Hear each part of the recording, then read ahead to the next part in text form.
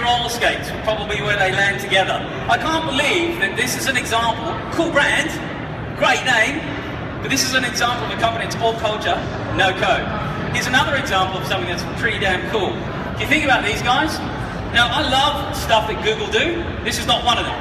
If you want to look like a human turd, walk around with one of those on at the day, and by the end of the day you will have absolutely no friends.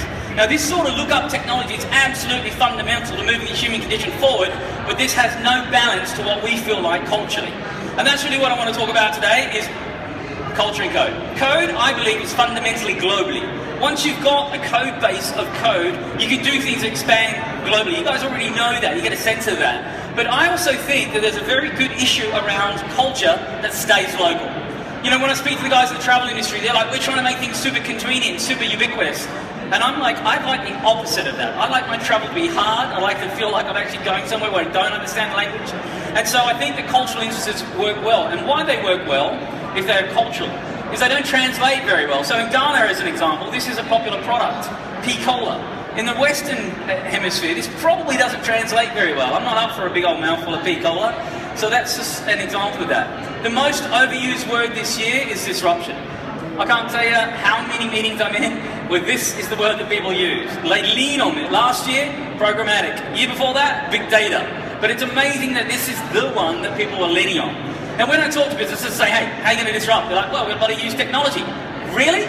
Because unless they're prepared to disrupt their business, it doesn't matter what technology they use to do disruption. Now, disruptive businesses are people like this. If you think about it, the premise of Airbnb is that every single hotel room on the planet will be different. There is no hotel chain that can give you that value prop. Kickstarter. This has democratized the ability for all of us to invest in tech startups. And if you can't raise your money on Kickstarter, go out and self-start. There are different ways to raise money today. It's all being democratized. You've got Uber. I mean, half of you probably came here in Uber. What's amazing about these guys is that, you know, they've taken what was really a closed network and broken it all open to be a distributor. And you guys understand that as well. So where does it all go? Understand, if you get human needs right, that's half the job of meeting it. And it doesn't matter whether you stand at a whiteboard on a Monday morning and say, who are we trying to target? Believers, makers, strivers, achievers, actualizers? It doesn't bloody well matter whether you use psychographics or you turn around and say, you know what? Let's go Maslow rule of hierarchy. Let's take it up a level. Let's talk about human needs, etc. What I can tell you is this. The thing that you've known over the last 2 days is technology is absolutely changing our human behaviours. What it doesn't do, though, is change our need. Here's an example of human need. You scumbags. That's a really good example of human need that cannot be supported. It's supported by technology, but cannot change through technology, in my opinion. This is kind of my life. This is how I observe humans in the wild. I get to sit on planes and watch people. This young lady on a 4-hour flight I was on recently, she had 3 devices. She had a tablet, she had 2 cell phones. She was so active, I swear to God, she had a foot phone. But what was amazing about her is that she's not consuming any other people's content. She is literally head down in AppsWorld in peer-to-peer. So she's not in the public open networks, man. She's using all of these networks that are closed. And that's what I think is the new. When we talk about the connected human, I've had 2 minutes to walk around here. All I'm seeing is physical devices. So when we talk about the connected human, people immediately say, let's talk about IoT. And it's not IoT, is it? It's the Internet of Everything. And what's amazing about that, it's everything from these beautiful smart objects that are artful. We're wearing them on our person, on our bodies, in our homes, so they've been beautified. Beautification has also been democratized, physical beautification. And if you think about it, it's a massive marketplace. That's why this conference exists. $19 trillion business by 2020, according to Cisco. And it's everything from bendable tellies like this, to super little immersive products like this. This is a $99 product called Cubics. And what's interesting about this is you can put this in each one of your rooms of your house, and it measures your atmosphere. It'll tell you whether you're running too much air conditioning, you should throw open a door, etc. But what is fascinating from my perspective is that you've got other smarter objects like this. This is by a company called Sense. It's called Hello. You clip it to your pillow, and it senses your environment. So yes, there are many products that will tell you woke up at 2:30, but there are very few products that will tell you woke up because a dog was barking or a car alarm went off. So that's the type of thing that's coming, that are smart, intelligent objects. You've also got things like the big ass fan company out of the US. You walk into a room, it actually knows and senses your environment, and it actually goes to your preset. You don't have to pull your bloody phone out. There's no high, medium, low anymore. It's all automated. It's all being augmented. You've got this thing at the extreme. This is called QuickBet. This is a smart cigarette lighter. So if you're trying to give up smoking, you might want to try this on. Because what this will do is it'll gamify your smoking. It'll measure the number of cigarettes you smoke versus your quota. This thing is called Pacify, this smart pacifier. This thing will measure the number of times a child sucks on the pacifier and tell you when it starts to teeth. Can't make this shit up, dude. It's for real. And it'll tell you, oh, I thought the screaming and kicking would have been enough, but no, we've got this thing. You've also got something like this. Check this out. Others try to extend your battery life. A few have even tried to protect you, the user.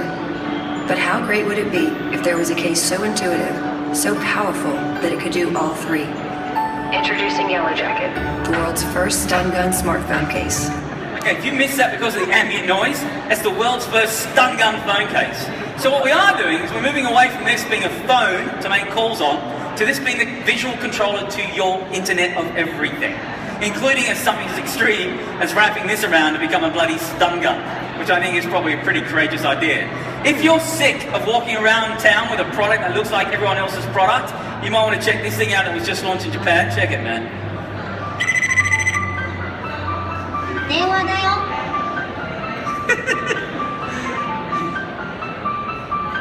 Sign me up for some of that, man, for real. Then we're talking about measurables. You've probably talked about measurables, and wearables all this week. Now, at the moment, it's self-quant, isn't it? I'm measuring myself, my 19,000 steps a day, blah, blah. But look, when we move to multi-quant, which is when my personal trainer or my fitness instructor could use my yoga instructor, could use my data to tell me what I should be doing better in my frequency of a week, that's when I think the wearable case is going to take off. Because at the moment, it feels like it is relatively easy to build a wearable. It's extremely hard to market them. There's stunning wearables out there, really hard to get cut through. Beautiful. And then now we've got ones, obviously, that have screens on it. This is LG's. This is amazing, right? Because this is a supercomputer on your wrist. What do LG do? They put an analog watch face on it. God bless them. So you got that. Why things as an example? You've got things that are rectangular in the women's category. You've got square in watch. You've got Tag Heuer. You've got an old traditional watchmaking company that now has a smartwatch. This is interesting because they say if you wear this for 2 years, you don't like it, they'll give it back to them. They'll give you an analog watch in return. Pretty cool, dude. Then we've got gestural-based language. Gestural-based language is built into the DNA of Windows. It's also been built into Apple. Apple is now talking about gestural-based languages. If it takes off, we'll end up with gestures without a third party. This is a gestural-based language technology called the Ring. With it, you can turn on the lights. You're able to turn on your television. You're able to make payments. So think about how brands are going to interact with you as a user down the path. And that's what I want to talk about brands and how brands interact with consumers. So that's going to sort of be the rest of my talk this afternoon. But I can tell you that it feels like everything's limited to the moment. Everything's on our face or in our wrists. But it's not true. There are 290 different products, and the number one category is fitness. And they're all over our bodies. We've got them everywhere, dude. And what's really interesting is we don't trust ourselves. We got them in our cats and dogs, man. And what's fascinating for me is that here's an example where it's headed. Have you ever noticed that the world's most powerful men don't carry a wallet? In fact, have you ever seen them pay for anything? Well, now you can join them. Introducing the MJ Bale Power Suit. In collaboration with Heritage Bank and Visa PayWave, we've developed the technology to embed a contactless payment chip and antenna into the sleeve of a suit. So now you can pay invisibly wherever you go. How about them apples, eh? Amazing. And check this out, man, happening in Australia. And is that far up there? Is that right? Yeah, that's it.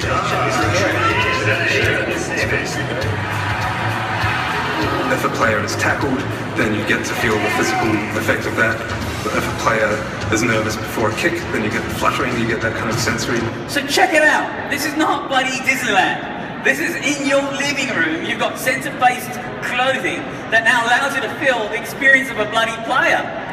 In your living room. This is the dimension of where sensor-based technology is headed, perhaps to this extreme. Brands are getting involved. This is Mondelez. So Mondelez own a brand called Trident Chewing Gum. These guys have actually teamed up with a Japanese designer, and what they've done with their wearables is when you put your smart devices in the pockets, it blocks out all your network. Can't get any updates, it becomes a dumb device. Really interesting to think about where the additive technologies are going, and even the subtractive technologies, perhaps brought to you by a brand like Trident. All right. So look, the question is, what's going to happen with this built-in intelligence? Everything is going to be pushed to you, especially if screen-based technologies take off. So little bits of information, where, when, what, why, and how you want it will be sent to us. If you're a designer, it means that the wearable web way of delivering that information has to radically change. Why? Because we've been in a world where we've gone from cinema-based screen to smartphone screen. It's all basically the same aspect ratio. But when you go to things that are round, rectangular, circular, or triangular, when they're all different shapes and sizes, the AI design is going to be totally different when we think about what we have to do. So that's a really good opportunity for designers moving forward. All right, so you're asking yourself, so what? Well, that's a good question, because here's what I think is fundamentally interesting. In the business of what we are is sight, sound, and motion driven. Visual cortex. You know, how to actually put things embedded into the parts of brain recall. Well, it's all about sight, sound, and motion to evoke emotion. In fact, if you think about your purchase decisions as people, and I know there's a lot of purchase companies here, 75% of purchase decisions are made emotionally. The rest of them are actually made rationally. We justify our purchases. And that's where it becomes different. Now, I grew up in a world where marketing was 101, 4 Ps. Price, placement, product, promotion. The 4 Ps have changed. It's now about this. It's all about performance, platform, partnership, and pedigree. So we still have 4 Ps, they've just fundamentally changed. And life has really changed since I grew up in Australia. If you're wondering about my accent, obviously. If you can actually, that's the town I grew up in. I'm from the bush. That's a little town I grew up in. That's the house I grew up in. I'm one of 10 kids. That's my family. So it's 12 people in a 2-bedroom house. So I know human condition pretty well, man. But it wasn't until I was 17 when I bought my first car that I felt freedom, independence, and self-expression. I'm also got a title of the prophet only because I'm the first planker on the planet. A little self-joke. All right, so 37% of children under the age of 2 can operate your swiping devices. I don't have kids, so when I see this, I love it. When you give them analog, they think that shit's broken. I could watch this all day. Isn't that great? It's amazing, man. But let's be careful. Because look, one thing is, when I observe people in restaurants and somebody's having a burger attack, you guys give them this, shut them up. Problem with that is, we could be carefully building a generation of kids who don't have perspective, the ability to look up. And then they realise they don't have to go to the next level on a game, then they lose their patience. So that's just something that keeps me up at night, which is if this screen base takes off, are we having perspective and patience lost? I don't know. But I can tell you, it's no longer about consumers consuming content. Those days are well over. What we've now got is a creator, a critic, and a curator of their own experiences. In fact, it's more like the slash gen, isn't it?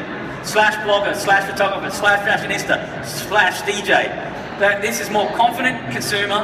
They have more brand alignment, more amplification, and more abilities to understand their own confidence than any generation I've ever seen before. But what is fascinating is just when you think you've figured out where we communicate best, a new thing comes along and boom, they flock. They're flocking to these bright lights where you can't put your brand there. And there's so much more coming to you. But if there's one thing that I can tell you about the beautiful power of the interconnected human network, it's not ones and zeros that connect us, it's the fact that your audience now have an audience, and that's the value of where we're headed. All right, if you look at personal expression, it still seems like it's a new form of entertainment. That's what we're competing against. But when I Google selfie, these are the sort of images that I find. People are going to extremes to find their personal expression. Even this is the tallest building in Hong Kong, and we've got kids climbing to the top of these to extreme selfies. And they're falling off them. There are more people dying from extreme selfies than shark attacks. That's the crazy world we're in today, where personal expression is a new form of entertainment. But are we a throw-up generation? No. This generation isn't about themselves, it's actually more about everyone else. It's far more of a community. And I love that, because if you think about it, we're trying to actually collect a big honeycomb audience. We're trying to create, we think it's popularity. We think bigger is best. When I actually think where we're headed is a world of lockdown, niche communities, where people have these deep, intimate relationships in places that are private, not public, peer-to-peer, that young lady on a plane. And where it becomes interesting is this. It becomes a reflection of that because there's a surge of insecurity today, especially amongst younger women. And I love it when I see marketers reflect back that surge of insecurity back as marketing. And here's an example of this. Show me what it looks like to run like a girl.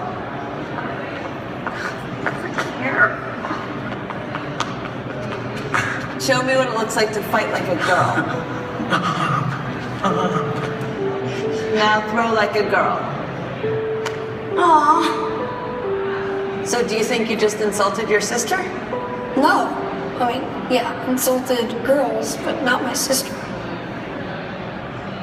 My name is Dakota, and I'm 10 years old.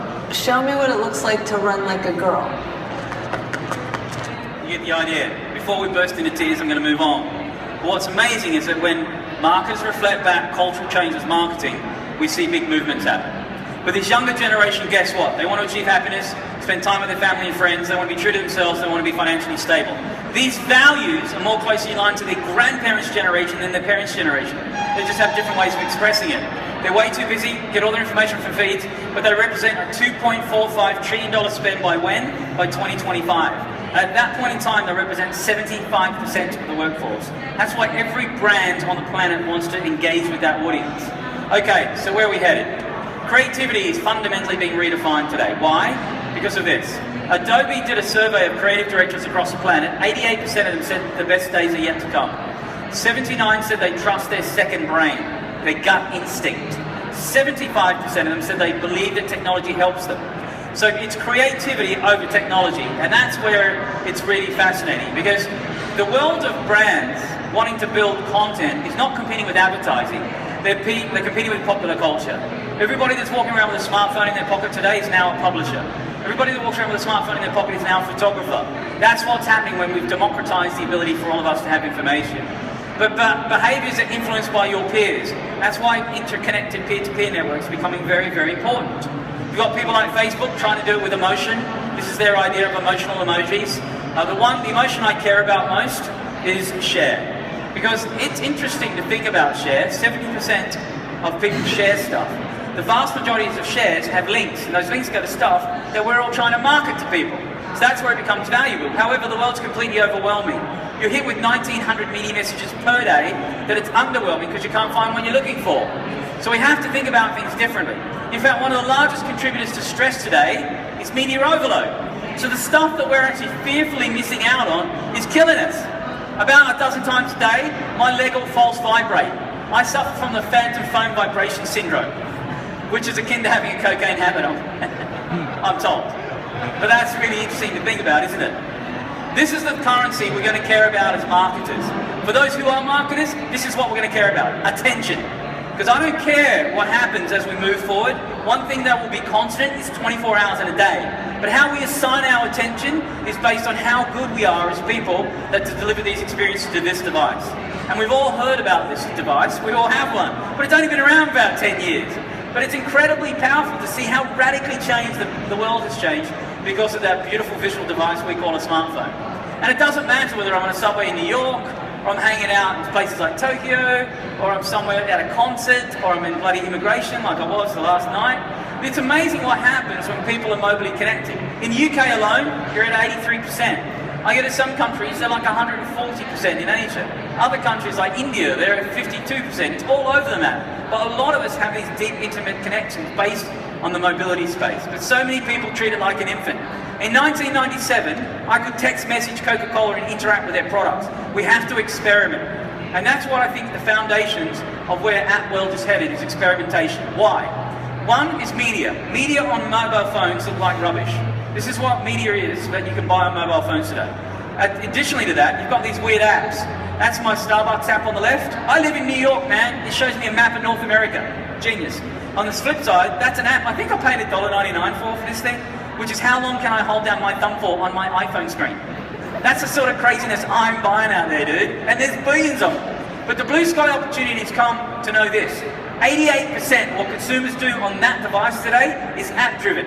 It's not about the mobile web. And it's fascinating because people are downloading fewer of them, they're spending more time, more money on the ones they have. The average number of apps you play with is probably 5, no matter how nerdy we think we are. But 70% of people, bog standard native users on that device, will try a mobile experience once. So we have to provide utility, differentness. That's the blue sky opportunity. Why do we want that? About 80% of those users then become your power users. That means they give us stuff about a brand enough to tell people about it. And we want the industry to move away from advertising to advocacy. We want people to talk about your brands to people. So we have to think differently. 3 simple things that keep me up at night about mobile is simply this. About powerful device in your pocket that's always on, always with, and always logged in. Imagine what you guys could create just on those 3 simple things alone. That's the power of what we've got there. But please be the calm in the chaos. It's a noisy environment today. If you can actually be the calm in the chaos, simplicity is the ultimate sophistication. That's a Da Vinci quote. I love that. Just calm it down when it comes to mobility, because that's really what we're looking for as cut through. What about ads? So a lot of people spend money on ads. I represent AOL. That's the foundation of our business, is bringing people to brands and brands to people through advertising. There is a disruption happening in media. This is what CMOs used to do. Used to buy ads like this. But now they have to think about these places as people. These are just some of the touch points where people expect brands to be listened to. Expect consumers to be listened to brands in these environments. And it's fascinating, because I'm told that the machines are coming, man. The machines are taking over. Really? But we're in an industry that's human by design. That's why we're all here today. When we launch products, this is the cycle you will go through to launch a product. What efficiency-based technologies has done is got rid of some of that, and now the humans can get on with better creativity. Because this is what becomes interesting. The word programmatic is here to stay. I used to think it was problematic, but what it can do is allow you as marketers to target the right person at the right place at the right time. The challenge is, are we delivering the right message? That's where we'll see disruption in the advertising space moving forward the next 18 months or so. Cool. I was told the creators are no longer in charge. Why? Well, here's the interestingness. We're in a T-bar today in our industry.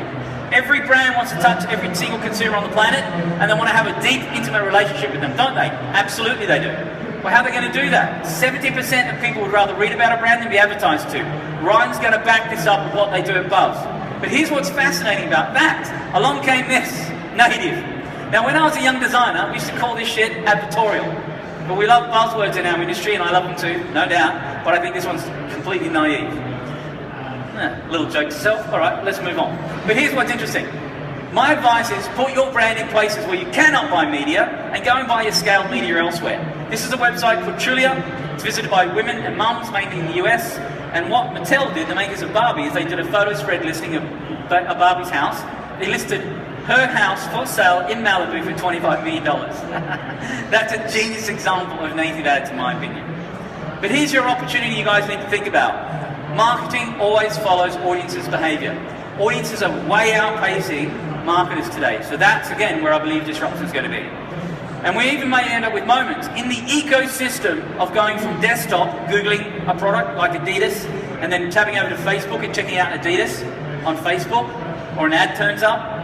Today, when I pick up my cell phone and head to lunch, the path is broken. But where it could go in the future is like this. I could get a direct response from a brand saying, hey dude, here's those kicks. Here's a turn-by-turn directions, here's a discount coupon to egg you on. But what I think is interesting is this. Data does not exist without creativity. Creativity does not exist without data. They live in harmony. But the thing I care about in data is this. Those days of running stuff and sitting on the beach and waiting for orders are over. Where it's headed is looking for data to create scenarios for probable effect. I call it the CYA, cover your ass. That's what data can do, man. It can protect you. But it also can inspire you. Here's an example. This is Oscar Myers. It's a bacon company in the US. They scour their Facebook data for people who are single and bacon lovers, and they try and matchmake them. That's the sort of thing these guys are doing to be data inspired. This is a product called Camera Restrictica. This physical product will not allow you to take photographs of things that have too many photographs taken. That will drive me batshit crazy, by the way. But that's a real thing based on data. Fascinating. So look to the signals. Don't just be dazzled by the noise of data. Look for happenstance that delights people. Awesome. It used to be personalized data. Currently, I think it's contextual. Where it's headed is predictive. That's where we want data to go. What else is hot? I'm going to wrap it up in 5 minutes. Here we go. Brand experience. Every brand should be experienced, and I love it. People say to me, "Yeah, man, we got digital." I'm like, really? How much you spend on telly? Oh, 80% of our marketing budget. Brilliant. If you're going to do things for 30-second TV spots, I love them when they delight. Check.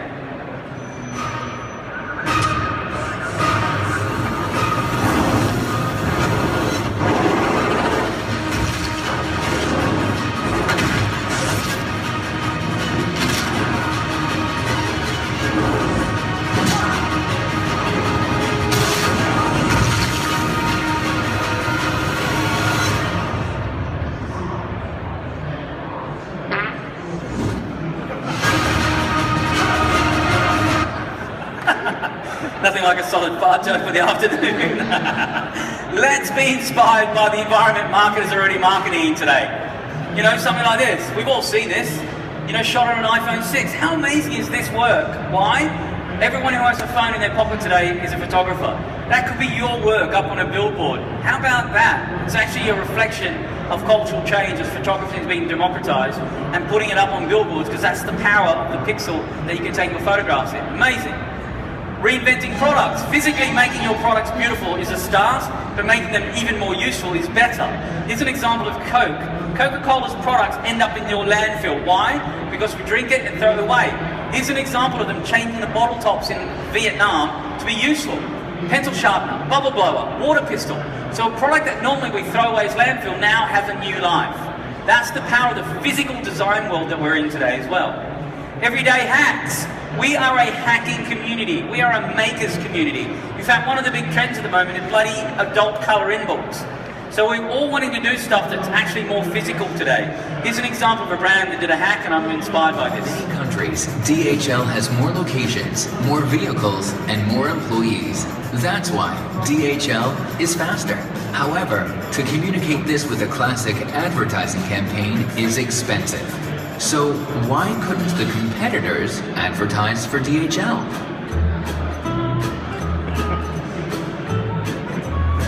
For that purpose, giant packages were taped all over with thermoactive foil and cooled down below the freezing point.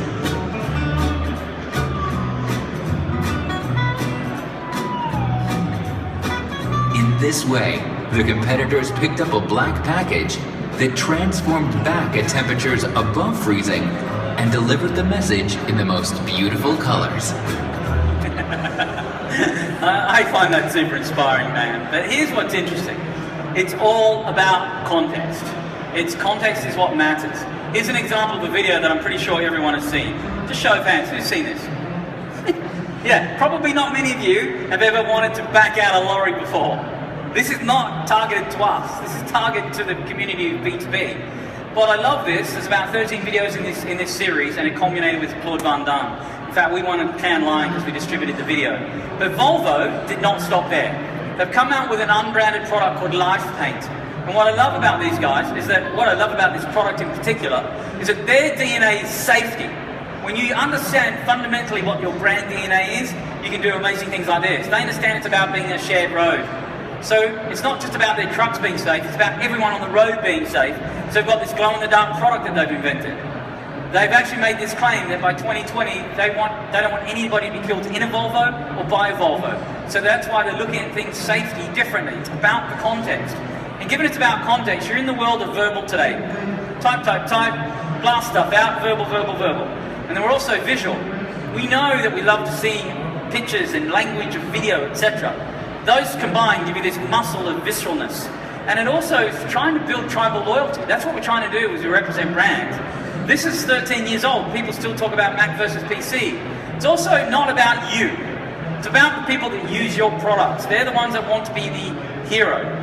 Ray-Ban do a great job of that. They don't advertise their glasses. They advertise the legends that wear them. So be the supporting actor. Also, cut through clutter. If I ask everybody what Nike's tagline is, can somebody tell me?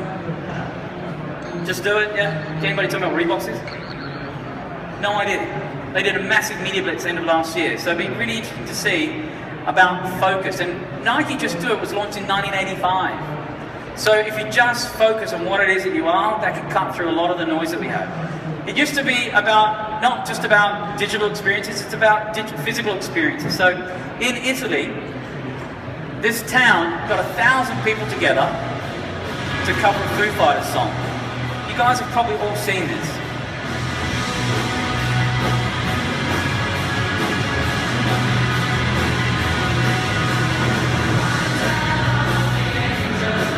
Now think about this. They used a physical experience of getting two things, by the way.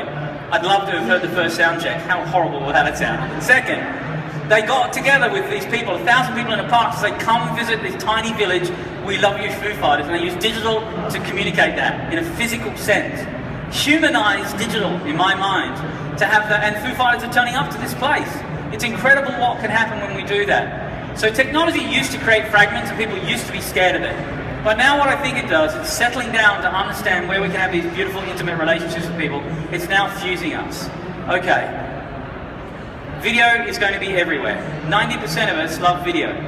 We're freaky for it, long form, short form. And what's also interesting, we're a show me culture. Steve Jobs had a quote, a lot of times people do not know what they want until you show them. And who would have thought you could tell stories in 6 seconds to whatever time length you can? We're no longer in 30s or 60s. This is a 6-second story, man. Beautiful.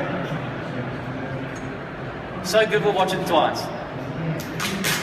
Amazing. The most overused word in our industry is storytelling. It's definitely an important word though, but it's more about the story, less about the telling. And here's a beautiful example of one, the last one I'm going to show you, that is in the context, in the right context at the right time. So build good content, put it in smart places. Easy to do, easy to say, hard to do. Here's an example that works. Don't thank me, thank the savings. You can't skip this Geico ad because it's already over. Geico, 15 minutes could save you 15% or more on car insurance.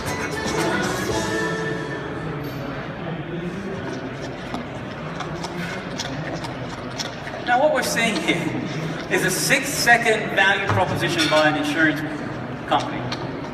And then they just let the cameras roll. And it's really interesting content. And I would argue that if this thing rolled on for 20 minutes, we'd probably all sit here and watch the damn thing. And I don't know about you, but that logo looks pretty big to me. That's some seriously big branded content. 61% of people don't care whether content is branded or unbranded, by the way. But if you build good content, people will find it super contagious, and that's what we care about. And here, I'm going to skip that because I'm out of time. But lastly, here are the points. Reframe. It's no longer enough to remix anymore. It's about invention over innovation. What are we doing to reframe our cultures that we have? In addition to that, find the right people. Still the power of the amplifier. What sort of ecosystem do you guys have? What sort of ecosystem do you think about to understand it's about open ecosystems? Because it's no longer about day-part advertising. It's about meeting people at moments with emotion. Totally cool. Give up your brand. If you represent a big brand in the house, you think you own it, just go into Pinterest and type your brand in. People want to mess around with your brand. Help them facilitate that because we're part of the makers culture. You're reflecting that. Bring physical and digital alignment. It's no good to have this great digital experience and a crappy physical product. You have to bring those into alignment because it's no different anymore. And lastly, if you're doing experimentation, you're doing stuff that is not going to work. But keep pioneering, keep pushing the moment forward, because the sooner you fail, the faster you get to succeed.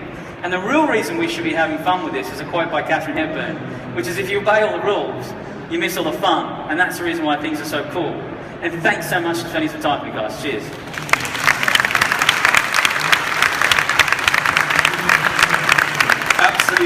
Absolutely amazing. Now, one of the reasons why I think David was speaking so fast is not only because he's passionate, but he's also got to go get a flight.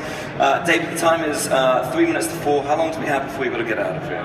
Only 2 minutes. Probably. 2 minutes. So we've got probably 1 or 2 questions. Who wants to put their hand up first? Anyone? 400 people. Anyone? The question I normally get is, I'm sorry, wait, what? We can do that too. We've got a question here.